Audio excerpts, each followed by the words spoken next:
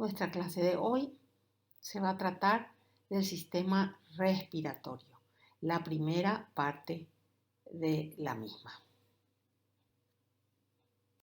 El aparato respiratorio está compuesto por los dos pulmones y una serie de vías aéreas que los comunican con el exterior. Dentro de los pulmones, las vías aéreas se van ramificando en conductos cada vez menores hasta alcanzar los espacios aéreos más pequeños denominados alveolos. Las funciones que tiene el aparato respiratorio se citan a continuación. Por ejemplo, la conducción del aire, la filtración del aire, el intercambio de gases para proveer oxígeno a la sangre y eliminar el dióxido de carbono producido en los procesos oxidativos del organismo. Es muy importante para el olfato, para la fonación y además tiene funciones endocrinas. El aparato respiratorio tiene una porción conductora que está constituida por las fosas nasales, la faringe, la laringe, tráquea, bronquios y bronquiolos. Y tiene una porción respiratoria donde se produce el intercambio de oxígeno y anhídrido carbónico y esa porción va desde el bronquiolo respiratorio hasta los alveolos distales. La imagen de la izquierda nos está mostrando una vista general del aparato respiratorio desde la nariz hasta los alveolos. Y a la derecha nos está mostrando la porción conductora del mismo hasta el bronquiolo terminal y la porción respiratoria pintada de amarillo desde el bronquiolo respiratorio hasta los últimos alveolos distales. Empecemos a ver las partes de nuestro aparato respiratorio. En primer lugar, vamos a centrarnos en las cavidades nasales. Ahí tenemos un lindo esquema que nos muestra las cavidades nasales. Las cavidades nasales son dos, separadas por un tabique llamado tabique nasal y consta de afuera para adentro de una zona denominada vestíbulo nasal, después de una porción respiratoria y de una porción olfatoria. Vamos a ir viendo cada una de estas porciones en detalle. Empecemos con el vestíbulo. El vestíbulo está comunicado por delante con el exterior, ¿verdad? Y posee un revestimiento de epitelio plano estratificado que es una continuación de la epidermis de la piel y la cara y contiene una cantidad variable de pelos rígidos llamados fibrisas que sirven para atrapar las partículas grandes antes de que sean transportadas por la corriente de aire al resto de la cavidad. También hay glándulas sebáceas y su secreción ¿para qué sirve? Para ayudar a atrapar el material particulado. Hacia atrás, donde va terminando el vestíbulo, el epitelio estratificado plano se va adelgazando y va sufriendo una transición hasta convertirse en el epitelio pseudoestratificado cilíndrico que caracteriza al segmento respiratorio. En esta zona ya no hay glándulas sebáceas. Fíjense ustedes, nuestra imagen de abajo nos muestra el vestíbulo con su epitelio plano estratificado. Y fíjense que mis flechas, la de color verde me está señalando una glándula sebácea y la de color amarillito me está señalando un folículo piloso. Esto es el vestíbulo nasal. Acá tenemos la zona de transición del vestíbulo a la izquierda con su epitelio plano estratificado y ese epitelio que se va adelgazando para convertirse en la región respiratoria. Esa zona está marcada con la flecha de color verde. Vemos una lámina propia debajo del epitelio con abundante cantidad de vasos sanguíneos y vemos el cartílago del tabique nasal por debajo. La región respiratoria de la cavidad nasal forma la mayor parte del volumen de las cavidades nasales. Esta zona está tapizada por un epitelio pseudoestratificado cilíndrico ciliado con células caliciformes y tiene una lámina propia muy vascularizada. La parte medial del segmento respiratorio está dividida por el tabique nasal. Este tabique nasal tiene una parte anterior cartilaginosa y una parte posterior ósea y es lisa, pero las paredes laterales de la misma son irregulares. ¿Por qué? Porque tienen repliegues en forma de crestas y esas crestas se llaman cornetes. El epitelio cilíndrico pseudoestratificado respiratorio está constituido por células caliciformes, células ciliadas, células en cepillo, células de Kulczynski y células basales. Las características especiales y detalladas de estas células las vamos a describir más adelante cuando veamos el epitelio de la tráquea. Acá tenemos un esquema de corte sagital donde estamos viendo la cavidad nasal. Vemos anteriormente el vestíbulo nasal y luego la cavidad, el segmento respiratorio de la cavidad nasal, donde se observan los cornetes que protruyen hacia la luz, el cornete superior, el cornete medio y el cornete inferior.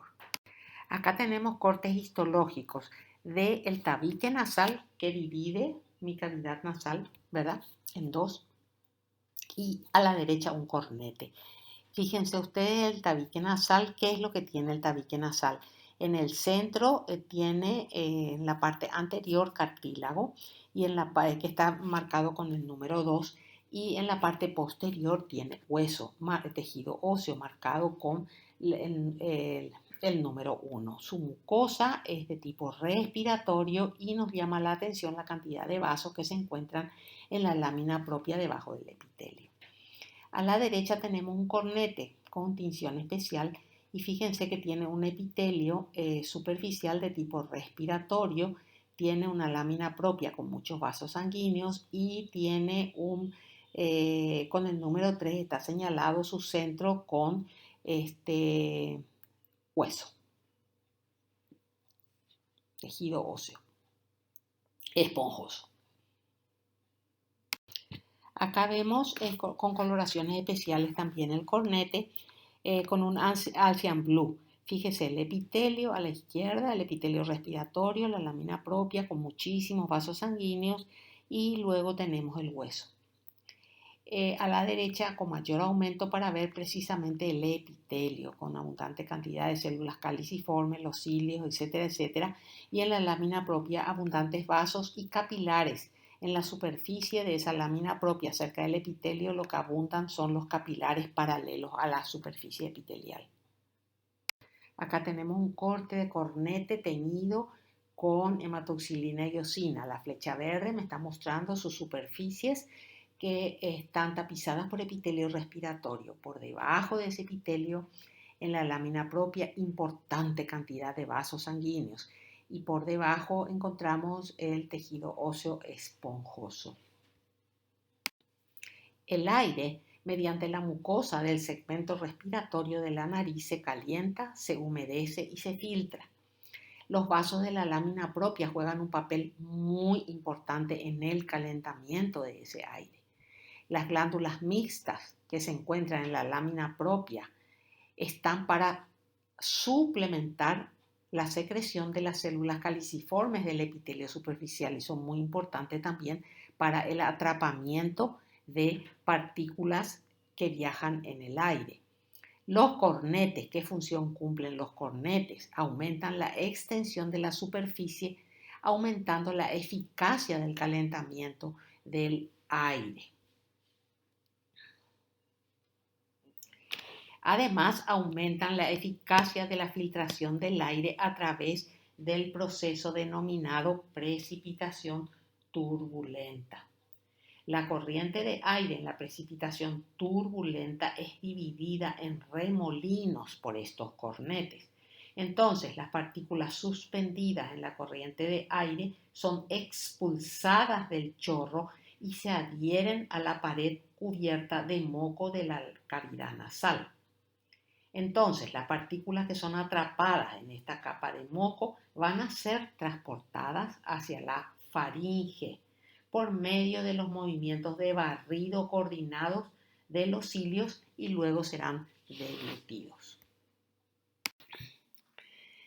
La mucosa respiratoria de la cavidad nasal también tiene células involucradas en la inmunidad de dicha mucosa.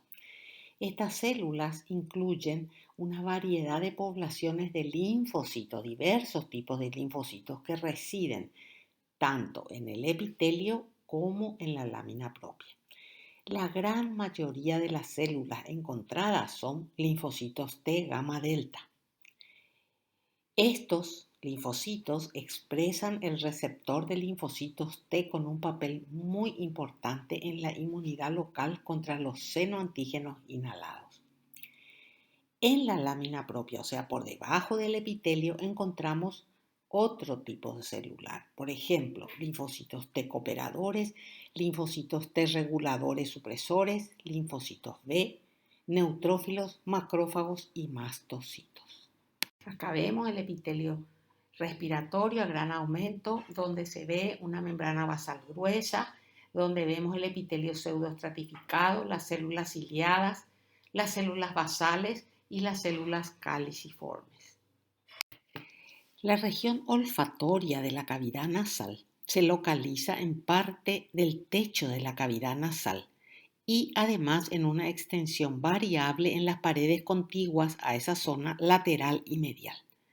Esta zona está revestida por la mucosa olfatoria, que es una mucosa especializada. Y esta mucosa en los tejidos vivos se distingue porque tiene un color pardo amarillento tenue, que está causado por este pigmento en el epitelio olfatorio y en las glándulas olfatorias que están asociadas al epitelio. En los seres humanos, la extensión total de la mucosa olfatoria es de solo unos 10 centímetros cuadrados. Y comparando, miren ustedes, con los animales que tienen un sentido muy importante y agudo del olfato, esa superficie es mucho más extensa. Por ejemplo, en ciertas razas de perro puede llegar a tener hasta 150 centímetros cuadrados. El epitelio olfatorio es un epitelio cilíndrico pseudoestratificado constituido por células olfatorias, ¿verdad? Células olfatorias que son neuronas olfatorias bipolares que ocupan todo el espesor del epitelio y entran en el sistema nervioso central a través de sus axones.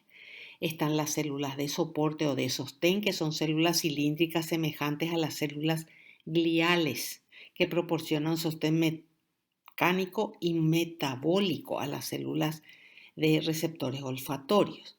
Además, estas células sintetizan y secretan proteínas que van a fijar las sustancias odoríferas. Tenemos además células basales, que son células madre a partir de la cual se diferencian todas las demás células del epitelio olfatorio. Y un cuarto tipo que son las células en cepillo, que corresponden al mismo tipo celular que aparece en el epitelio del resto del sistema respiratorio. Además, en la lámina propia de esta región olfatoria, que se halla en directa contigüidad con el periósteo del hueso subyacente, y allí en esta lámina propia, que es un tejido conjuntivo, podemos encontrar abundantes vasos sanguíneos linfáticos, nervios olfatorios amielínicos, nervios mielínicos y la parte secretoria de las glándulas olfatorias. Acá vemos un dibujo esquemático con los componentes del epitelio que recién estuvimos diciendo. Fíjense, vemos las células de soporte o de sostén, las células olfatorias, que son neuronas, las células basales, ¿verdad? Las células basales en nuestro esquema no estamos viendo las células en cepillo, estamos viendo los axones amielínicos de esas células olfatorias y estamos viendo una glándula que se denomina glándula olfatoria o glándula de Baumann, cuya parte secretoria se encuentra por debajo del epitelio, pero dentro del epitelio se encuentra su conducto excretor. Veamos un poco las glándulas de Baumann, que son glándulas olfatorias que representan una característica distintiva de la mucosa olfatoria. Fíjense ustedes en nuestro esquema de abajo, la glándula de Baumann con su conducto excretor se ven de color verde. La parte secretora está por debajo de la membrana basal y la parte excretora en el espesor del epitelio. Son glándulas tubulo-alveolares cerosas ramificadas. Estas células, estas glándulas tienen una secreción serosa. ¿Y qué hace esa secreción serosa? Actúa como trampa y solvente para las sustancias odoríferas. Y como estas glándulas tienen un flujo constante, ¿verdad?, hacia la mucosa, va retirando los restos de sustancias odoríferas detectadas, de modo que los olores nuevos se puedan percibir continuamente conforme van apareciendo. Fíjense que su conducto excretor, que está dentro del epitelio, está tapizado por un epitelio cúbico. Además, estas células glandulares contienen gránulos de lipofucsina. También en el epitelio olfatorio, las células sustentaculares tienen gránulos de lipofucsina. Entonces, la lipofucsina de estas glándulas y del epitelio olfatorio son la causa por la cual esta zona se muestra como una mucosa de color pardo. A la derecha tenemos un corte histológico. Fíjense, se ve el epitelio olfatorio arriba, se ve ese conducto excretor que les había estado hablando de la glándula de Baumann, y por debajo, ¿qué tenemos? Tenemos las glándulas olfatorias y fíjense, unos enormes nervios olfatorios que tienen fibras amielínicas. Entonces, esa presencia de glándulas olfatorias y de esos nervios olfatorios son una característica bastante importante para identificar la zona como zona olfatoria. Las células olfatorias que en el esquema de abajo están dibujadas y pintadas de color amarillo son neuronas bipolares que tienen una dendrita. Fíjense en la parte inferior de la imagen. Tienen una dendrita en forma de vesícula olfatoria. Y de ahí salen varios cilios de 200 micras de longitud, por lo menos 10 a 20 a 23 cilios, más o menos en promedio. Los cilios, estos que estamos hablando, tienen en su membrana numerosos receptores olfatorios y las moléculas odoríferas van a interaccionar con esos receptores para generar potenciales de acción. En esta zona nosotros encontramos mecanismos completos de transducción olfatoria. Entonces, estamos viendo esas células, fijémonos de nuevo en nuestra imagen, con el cilio en forma de vesícula de la cual salen los cilios de 200 micras. Está muy bien señalado. Ahí hay un cuerpo celular donde encontramos el núcleo. Y hacia la base estamos viendo la salida de los axones en la parte superior de nuestra imagen, la salida de los axones que van a formar todos juntos el nervio olfatorio. Estas células olfatorias que tienen además hacia su porción basal, tienen prolongaciones basales axónicas, amielínicas, que forman el nervio olfatorio. Ustedes pueden ver eso en el esquema, en el dibujo que está a la derecha perfectamente. Esos axones van a atravesar la lámina cribosa del etmoide, después van a cruzar la dura madre, el aracnoide y la pia madre y se van a introducir en el bulbo olfatorio. Estas neuronas son reemplazadas cada mes, una de las pocas neuronas que son reemplazadas en el cuerpo humano y de donde derivan de las células basales. Fíjense ustedes el epitelio a mayor aumento. Las células que están más arriba, los núcleos que están más arriba, más cerca de la superficie, alineaditos, esos son los núcleos de las células sustentaculares. La cantidad de núcleos que está por debajo es el nivel de los núcleos de las células olfatorias. ¿Qué más estamos viendo en nuestro esquema? Las glándulas de Bowman en la lámina propia. Luego tenemos las células de sostén, que son células que proporcionan sostén mecánico y metabólico a las células de los receptores olfatorios. Estas células tienen núcleos apicales y en su citoplasma encontramos lipofucsina. Tienen microvellosidades apicales, como estamos viendo en nuestra imagen de la derecha, y además contienen muchas mitocondrias y cisternas de retículo endoplásmico liso. Estas células se encuentran unidas a las células receptoras por uniones adherentes.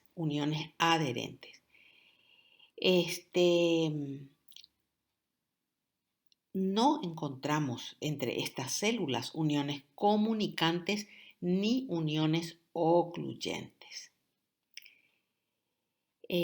Secretan además proteínas fijadoras de sustancias odoríferas. Estas proteínas fijadoras de sustancias odoríferas son proteínas hidrosolubles pequeñas.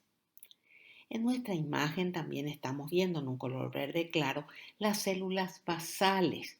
Estas células son progenitoras de todos los tipos de células que encontramos en el epitelio olfatorio y tienen prolongaciones basales que envainan la primera porción del axón de la célula olfatoria. El último tipo de células que encontramos en el epitelio olfatorio es la célula en cepillo, que sirve para la transducción de la información sensitiva de la mucosa olfatoria. Participan además en la quimiosensibilidad de la mucosa de la cavidad nasal. En su superficie apical, estas células tienen grandes microvellosidades y en relación a esas microvellosidades encontramos cúmulos de receptores de gusto T2R acoplados a proteínas G para el sabor amargo, que son receptores similares encontrados en las células neuroepiteliales de las papilas gustativas de la lengua. Estos receptores quimiosensoriales responden a una gran variedad de ligandos naturales que ingresan en la vía respiratoria en forma de aerosoles y partículas de polvo. Su superficie basal va a establecer contacto sináptico con ramificaciones terminales del nervio trigémino. Vamos a ver ahora con un esquema el mecanismo de la transducción olfatoria. Moléculas odoríferas van llegando con el aire inspirado y esas moléculas se solubilizan en el moco de la mucosa y ahí se unen a las proteínas fijadoras de sustancias odoríferas que habíamos visto eran secretadas por las células sustentaculares. Entonces, le entregan esas moléculas ¿a quién? A los receptores olfatorios que están en los cilios de las células olfatorias. Ahí estamos viendo en nuestro esquema los receptores con diferentes colores. En rosado se ve el cilio y después los receptores se ven en color verde, en color amarillo y también en color rosado. Las distintas moléculas odoríferas tienen distintas afinidades a los receptores olfatorios. Entonces, pueden producir uniones que conduzcan a señales fuertes, débiles o muy débiles. Cuando se produce una unión fuerte con una señal fuerte, hay una activación de la adenilciclasa y eso inicia la unión del adenosin monofosfato cíclico con conductos proteicos de calcio y sodio, como estamos viendo ahí a la derecha de nuestra imagen. Entonces esos conductos se abren y se produce la entrada de calcio y de sodio, que es la responsable de la despolarización de la membrana que se inicia en el cilio de esta célula. Una vez generado, como dijimos, el potencial de acción, el mismo es transmitido por los axones de estas células olfatorias al bulbo olfatorio u olfativo del encéfalo, después de atravesar el hueso etmoides y las meninges circundantes. Se han identificado más de 350 receptores olfatorios en los seres humanos, que son capaces de detectar varias miles de moléculas odoríferas mediante un sistema de decodificación especial para diferentes impulsos.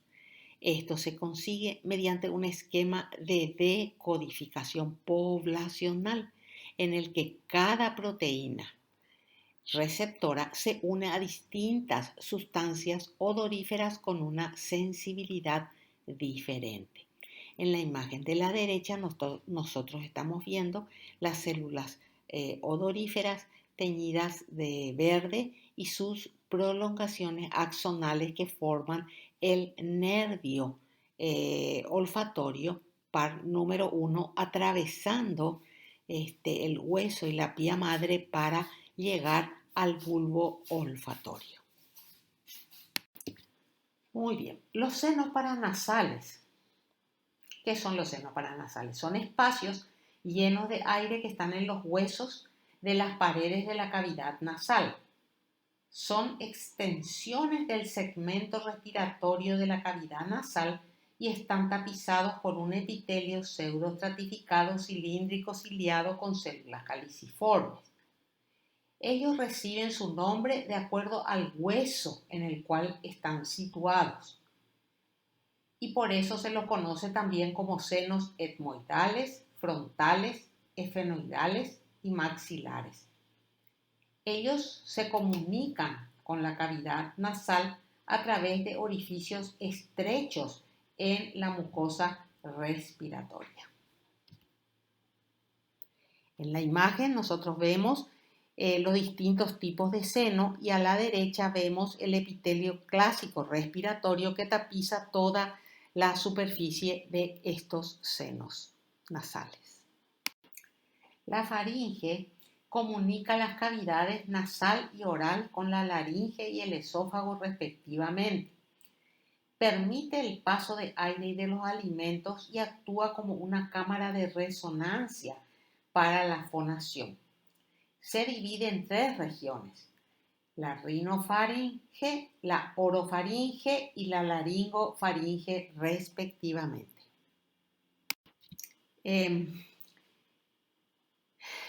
Las diferentes zonas de la faringe están tapizadas por epitelios diferentes. Por ejemplo, en las zonas donde su mucosa está expuesta a efectos abrasivos de los alimentos, como por ejemplo en la zona orofaringea vamos a encontrar nosotros un epitelio estratificado plano no queratinizado, mientras que las otras 2 zonas que no están expuestas a abrasión tienen un epitelio pseudoestratificado ciliado con células caliciformes, que es el epitelio respiratorio. Por debajo tenemos una lámina propia que consiste en un tejido conjuntivo fibroelástico. Por fuera de este tejido, con muchas fibras elásticas también, se halla un músculo estriado que es parte de los constrictores de la faringe. Y más afuera del músculo encontramos un tejido conjuntivo de la adventicia. Podemos encontrar también en la lámina propia, podemos encontrar glándulas mucosas, sobre todo en la parte de la faringe que está cerca del esófago.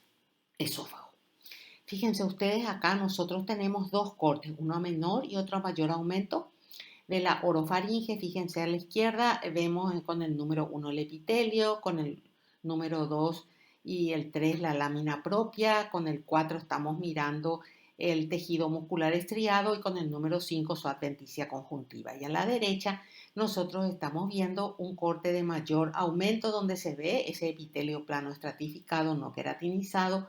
Se ve su lámina propia donde también podemos encontrar glándulas mucosas y se ve además parte de su capa muscular. En este corte no se observa la adventicia.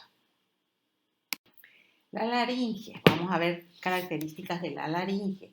Es la parte de la vía aérea que está entre la orofaringe y la tráquea. Este segmento del tubo respiratorio es un segmento tubular complejo, ¿verdad? Complejo por sus estructuras y está formada por placas irregulares de cartílago hialino y elástico, como por ejemplo elástico, la epiglotis y la apófisis vocales de los cartílagos aritenoides. ¿Qué hace la laringe? Permite el paso del aire y además es el órgano de la fonación. Y en ella vamos a encontrar dos tipos de epitelio. Acá tenemos dos dibujos esquemáticos de cara anterior y de cara posterior de la laringe. Yo sé que ustedes ya conocen todo esto, pero vamos a repasar nomás sobre todo los cartílagos. Fíjense ustedes en la primera imagen a la izquierda tenemos el hueso ioides, arriba se está viendo la epiglotis también. Después tenemos el cartílago tiroides, el cartílago cricoides y membranas y músculos de esta cara anterior. Abajo se encuentra la tráquea con sus anillos cartilaginosos. Muy bien. La imagen de al lado es una imagen posterior, donde ¿qué estamos viendo en la imagen posterior? La epiglotis. Estamos viendo el cartílago tiroides, el cartílago cricoides, el cartílago aritenoides y el cartílago corniculado. Abajo estamos viendo también los anillos los anillos cartilaginosos de la tráquea. Para entender bien la histología de la laringe, siempre es interesante mirar un esquema de los constituyentes de la misma. Y acá tenemos dos esquemas de cortes frontales de la misma.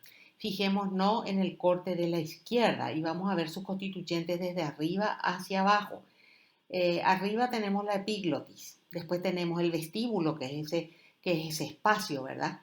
Después tenemos el primer par de pliegues llamados pliegues ventriculares. Estos son los pliegues vocales falsos o cuerdas vocales falsas. Una de ellas está marcada con la flecha de color amarillo. Después tenemos los pliegues vocales o cuerdas vocales verdaderas. Una de ellas está marcada con la flecha de color celeste. Entre ambas cuerdas vocales encontramos los ventrículos y por debajo de los pliegues vocales verdaderos encontramos la cavidad infraglótica.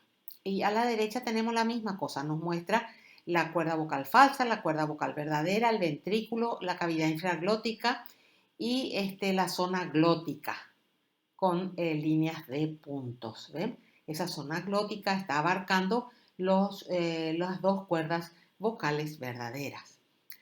Por fuera por fuera de estas estructuras que estuvimos señalando, se encuentran los cartílagos que estuvimos señalando en la imagen anterior. Empecemos con las características histológicas de la epiglotis. La epiglotis es una lengüeta que se cierra cuando hay que obstruir la laringe para que los alimentos pasen de la faringe al esófago. Y se abre cuando debe pasar aire a la laringe. Tiene dos caras, una cara superior o lingual que está tapizada por un epitelio plano estratificado y una cara inferior o laringea que está tapizada por epitelio cilíndrico pseudoestratificado ciliado con células caliciformes. Además, tiene glándulas serosas y mucosas en su subepitelio y en el medio tiene un cartílago elástico. Fíjense ustedes, a mayor aumento la superficie lingual, o sea, la que mira hacia arriba, hacia el exterior, digamos, de la epiglotis se ve el epitelio plano estratificado. En la lámina propia nosotros tenemos glándulas seromucosas y por debajo encontramos el cartílago epiglótico, que es un cartílago elástico. La superficie inferior o superficie laringea, ¿qué nos va a mostrar? Nos muestra un epitelio respiratorio, una lámina propia, otra vez con glándulas, y por debajo encontramos de vuelta el cartílago elástico. Acá tenemos dos imágenes a mayor aumento siempre de la epiglotis. Fíjense ustedes, a la izquierda se observan las glándulas seromucosas que se encuentran en la lámina propia. Y a la derecha tenemos un acercamiento del cartílago elástico de la misma. Veamos ahora las características de las cuerdas vocales. Tenemos dos tipos de cuerdas vocales. En primer lugar, los pliegues vocales o cuerdas vocales verdaderas y los pliegues ventriculares o cuerdas vocales falsas. Las primeras, los pliegues vocales o cuerdas vocales verdaderas, controlan el flujo de aire a través de la laringe. Son repliegues de la mucosa que se proyectan en la luz de la laringe como estuvimos viendo. Y estos pliegues vibran para poder producir sonidos. En cambio, los pliegues ventriculares o cuerdas vocales falsas, su trabajo es crear resonancia, nada más. Volvemos a mirar un corte frontal de la laringe que nos muestra de arriba abajo la epiglotis que recién vimos, el vestíbulo de la laringe y ahí están las dos cuerdas vocales, los pliegues ventriculares o cuerdas vocales falsas que están teñidas, que están señaladas con una raya azul y los pliegues vocales o cuerdas vocales verdaderas señaladas con las líneas de color rojo. Acá tenemos el mismo corte frontal, pero de un corte histológico, donde me está mostrando arriba los dos pliegues ventriculares. Fíjense, son las pliegues ventriculares, son las cuerdas vocales falsas. ¿Ven? Estas cuerdas están tapizadas por epitelio respiratorio y fíjense que en su estroma se observa abundante cantidad de glándulas y también folículos linfoides. Por debajo tenemos los pliegues vocales o cuerdas vocales verdaderas. Además, la imagen me está mostrando el músculo vocal y la cavidad infraglótica. Además, separando a los pliegues ventriculares de los pliegues vocales, encontramos los recesos llamados ventrículos. Y acá nosotros tenemos un corte histológico que nos muestra arriba, señalada con la flecha de color naranja, una cuerda vocal falsa. Y abajo, señalada con la flecha verde, una cuerda vocal verdadera. Fíjense, la cuerda vocal falsa está tapizada por epitelio respiratorio y que hay en su lámina propia glándulas mucoserosas. Abajo, la cuerda vocal verdadera está tapizada por un epitelio plano estratificado y por debajo vamos a encontrar el ligamento vocal y un músculo estriado del cual se ve solo una pequeña parte abajo. Acá tenemos un esquema de la cuerda vocal verdadera y una histología de la misma. En el esquema que estamos viendo, que está tapizado por un epitelio plano estratificado. Por debajo hay una lámina propia llamado también espacio de Reinke. Por debajo tenemos el ligamento vocal, ¿ven? Está marcado en nuestro esquema de color verde. Y por debajo tenemos el músculo vocal tiroaritenoide, que es un músculo esquelético. A la derecha estamos viendo un corte de la cuerda vocal verdadera. Fíjense que tiene un epitelio plano estratificado, tiene un tejido conjuntivo denso, por debajo el ligamento vocal. No estamos viendo el músculo en este corte histológico. Acá tenemos dos cortes correspondientes a la cuerda vocal verdadera. ¿Qué epitelio tiene? Un epitelio plano estratificado, ¿verdad? Además, ¿qué tiene? Que es una característica muy importante de la cuerda vocal verdadera, la presencia de fibras musculares esqueléticas, que es lo que estamos viendo en la imagen de la izquierda. Otros dos cortes de la cuerda vocal verdadera, fíjense a la derecha, que estamos viendo, está tapizada esta cuerda por un epitelio plano estratificado. Por debajo tiene un tejido conjuntivo laxo, por debajo está el ligamento vocal y la imagen de la izquierda me está mostrando las fibras musculares esqueléticas. Y la cuerda vocal falsa está tapizada por un epitelio respiratorio. y debajo del epitelio en su lámina propia tiene glándulas, ¿sí? Eso se ve perfectamente en la imagen de la derecha en la parte de arriba, donde está la cuerda vocal falsa.